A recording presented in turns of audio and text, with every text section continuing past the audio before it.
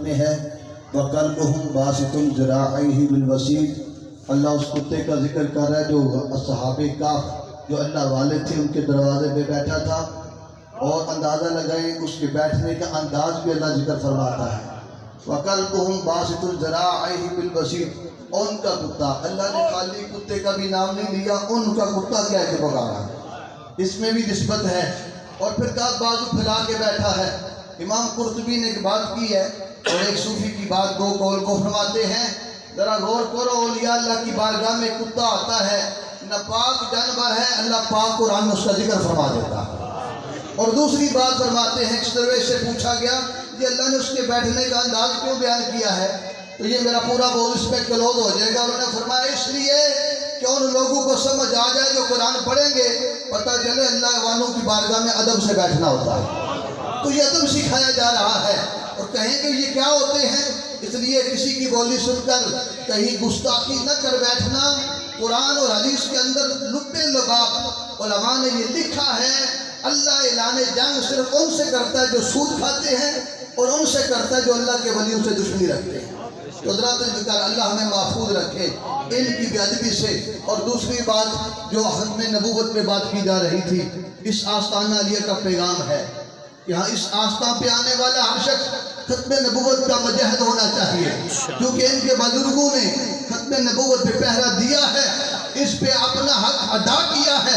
خواجہ محمد چراغ شاہ صاحب علیہ رحمہ سیف چشتیائی کی علماء بات کر رہے تھے بار بار، تو تاجر گولڑا کے حوالے سے میرے منیر میں یہ بات لکھی ہے کہ سیف چشتیائی کو جب تاجدار گولڑا نے لکھا تھا، پھر اس کی اشاعت کر کے آگے جو پھیلانے کا کردار ہے وہ ان کے جدی امجد خواجہ محمد چراغ شاہ صاحب نے کیا۔ تو یہ ختم نبوت پہ پہرا ہے۔ برزئی اور قادیانی جو موجودہ صورتحال ہے، جن لوگوں کے واقعے کا پتہ ہے، وقت میں تفصیل نہیں ہے، تو وہ کیا ہے؟ امتناع عابد نصر قادیانیت 1984 میں ضیاء الحق کے دور میں پاس ہوا تھا۔ پابندی کیا لگی تھی کہ یہ اب قرآن اپنی کتاب کو قرآن نہیں کہہ سکتے، یہ اپنی عبادت گاہ کو مسجد نہیں کہہ سکتے، یہ اپنے مذہب کو اسلام نہیں کہہ سکتے، یہ پابندیاں تھی ان کے اوپر، یہ اپنے آپ کو مسلمان نہیں کہہ سکتے۔ انہوں نے اس کے اوپر خلاف بڑی درخواستیں دیں اور اس کے اوپر گفتگو ہوتی رہی۔ یاد رکھ لے 1992 کے اندر یہ آخری فیصلہ ہوا تھا، 5 رکنی جو جج تھے انہوں نے یہ فیصلہ دیا تھا کہ ان کے خلاف یہ جو پابندیاں لگی ہیں یہ جائز اور درست لگی ہیں۔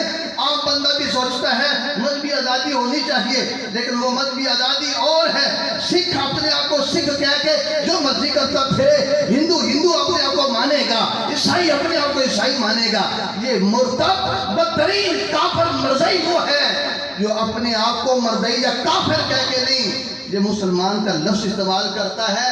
سادہ لفظ میں مثال یوں سمجھے، کسی کمپنی کا جو نام ہوتا ہے اس کا نام کوئی استعمال کرے، بین الاقوامی قانون بھی ہے کہ وہ اس کو استعمال نہیں کرنے دیں گے۔ ہم کہتے ہیں تم کافر اپنے آپ کو مانا، جو مرضی تم کرتے رہو، پھر اس کی اجازت ہوگی، لیکن یہ وہ لیبل جو اسلام کے ہیں اپنے آپ پہ رکھنا چاہتے ہیں۔ یہ اپنی بیویوں کو ام المومنین کہتے ہیں، یہ اپنے خاندان والوں کو اہل بیت کہتے ہیں، یہ اپنے پاس بیٹھنے والوں کو صحابی کہتا ہے۔ ہمارا اختلاف اسی سے یہ بھی ہے کہ تم یہ نہیں کہہ سکتے جب تم نے میرے محبوب کی غداری کر کے ایک اور دین ایجاد کیا، ایک اور نبی پیدا کیا ہے، تو پھر اس کا مذہب اور ساری باتیں مانو۔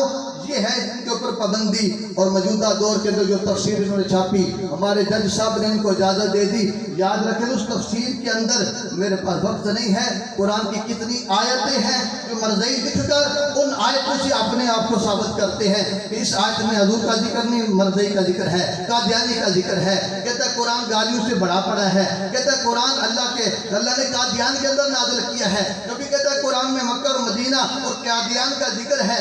قرآن کی ایک بے ادبی نہیں کی، اس نے قرآن پورے کے پورے کا انکار کیا ہے، رسول اللہ کی ذات پہ بہتان لگائے ہیں، اللہ کی ذات کے بارے میں بھی اس نے کوئی کبھی پیشی نہیں کی۔ حضرات ذکر بہت زیادہ وہ تاجدار گولڑا کا جو کردار تھا نا، ہمارے بڑی اثر دانشور بیان کر کے گئے ہیں۔ سب سے پہلے جو بات یہ تھی، یہ عیسیٰ علیہ السلام بن رہا تھا اپنے آپ کو۔ تاجدار گولڑا نے کتاب لکھی شمس الہدایہ فی اثبات حیات المسیح، کہا یہ مرزئی کا عقیدہ رکھتی ہے، یہ کہتے ہیں عیسیٰ علیہ السلام آسمان پہ نہیں اٹھائے گے، جو قرآن کہتا اٹھائے گے، یہ قرآن کا انکار۔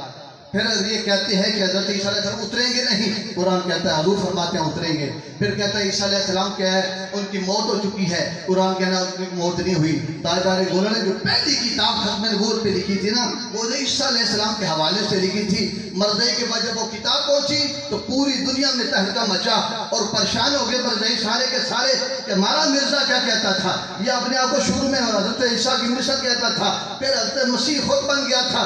تاجدار گولڑا نے اس کا یہ سارا رد کیا. اس کتاب کے اندر حضرات ذکر کے قرآن کا انکار کرنے والا، اہل بیت پہ الزام لگانے والا، رسول اللہ کی نبوت کا باغی.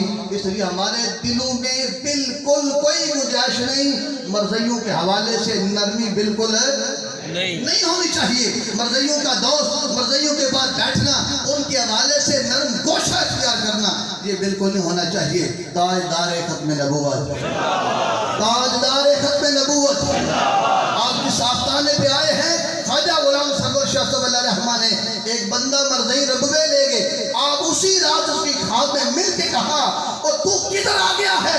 کہا واپس آ چکوڑی شریف کے اندر. میرا ہمارا رستہ سیدھا راستہ وہ ہے جس پہ اولیاء اللہ چلتے ہیں. کہا تو واپس آ جا، میں تجھے مدینے والے کی زیارت میں تھا. اور پھر زیارت اس کو ہوئی. پتہ چلا جو مرزائیوں سے پاس بیٹھنے بھی جاتا ہے تو مشایخ کی نظر ہوتی ہے، یہ جا کر بھی ختم نبوت پہ پہرا دیتے ہیں. اس لیے جب ایسے آستانے سے تعلق ہو تو پھر ختم نبوت کا مجاہد بننا چاہیے. دائیں بائیں گرد و نواح میں کوئی بھی ہو، کسی حوالے سے کوئی ہمدردی ان کے ساتھ نہیں ہونی چاہیے. تاجدار ختم نبوت، تاجدار ختم نبوت. اللہ کریم میری اور آپ سب کی حاضری قبول فرمائے. حضرات ابھی السلام ہوگا، سلام کے اشعار پڑھے جائیں گے، اس کے بعد ختم شریف ہوگا، پھر دعا ہوگی. سلام پڑھ کے آپ نے اپنی